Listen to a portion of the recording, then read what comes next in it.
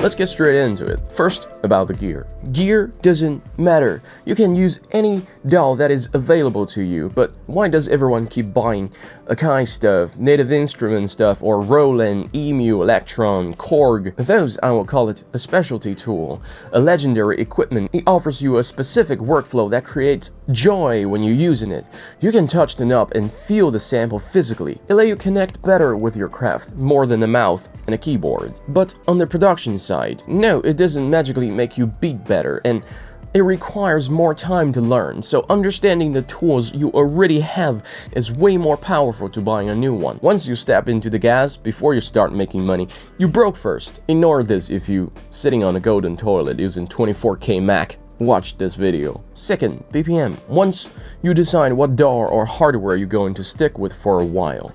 A typical BPM for this genre is around 78 to 97. The lower the BPM means the groove demands more swing or bounce to fill in the gap. And the challenge will be how you deliver that chill vibe ambient focus story.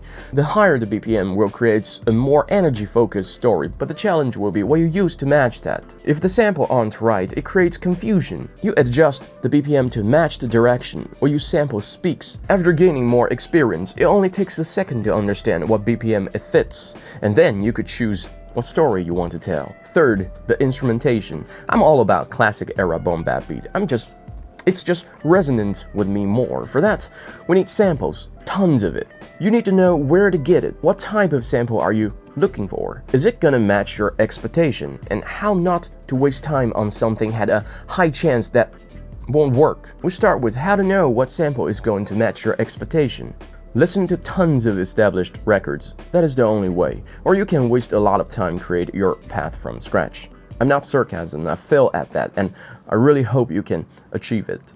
There are a lot of subgenres in boombap, but I like to classify it by artist. Every artist has their own sound and flavor, but for now, I'm just gonna make sure you get the point and not create more complicated stuff that deserve another video. Example, when I think about digging from soul records, I naturally think about Ninth Wonder, Jadilla, Pit Rock, etc. I'm expecting the sample I chop from this type of record will lead my beat into that style. When I get some jazz records, I expect Q-Tip, DJ Premier, Alchemist, Millman direction. For Japan City Pop or ambient instrument record is likely to lead me to New Japan style. So how you know what sample is going to match your expectation? It depends on which artist is your favorite, and you're studying what genre of record do they like to dig from. After you keep listening, you gain yourself a lot of paths that could lead to so many possibilities. Those paths will become your own style that no one could copy.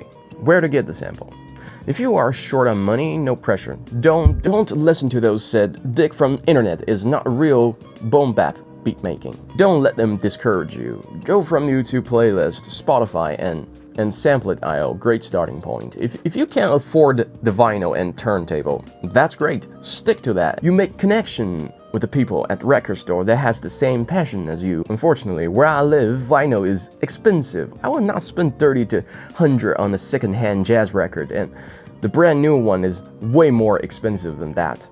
So, I stick with the YouTube. What type of sample are you looking for? Leave those sample contains a lot of transient or spikes alone, like hi-hat is constantly playing, drum and snare is banging. Yes, you could get away some of it with envelope. And 70s records sometimes contain some harsh effect. Stay away from that too. You can't fix it, but you can be creative around it. It is your choice. I hate it. And trying to be a little picky about sound quality. Sometimes the record could be poorly recorded and mixed. And with a lot of ambient, I will say no matter how good the melody is, no. Go look for some nice smooth melody plus bass instrumentation. It could be a loop, open note, or short phrase. That will save you tons of time in mixing stage. Less things to fix, less anxiety you get. And before you start to chop, think about the chord progression first. For boombap beat, we're looking for a progression that could sync back to the bass emotion. If the chord progression in that sample is constantly trying to elevate the emotion and not bringing it back, then you have to spend some time to figure it out. It will be time consuming and still, maybe you get nothing. And about the bass in the sample, make sure it makes sense. In my experience, anything could go abstract but the bass. The bass must anchor the story, and if not, high pass it, make your own bass line. About the drum. Drum is magic. You should spend most of the time to refine your drum selection and patterns. I would say stay away from those random sample packs. It actually saves time when you sample your own. I will make another video talk about the drums. When it's out, I will paint it in the comment section below. For me, boombap making is a lifestyle, is a form of thinking ability. It trans me from react to everything to I dig, I analyze, then I absorb. You spend your lifetime to mastering the logic behind it. It can make you a better thinker and a better creator. You can do it.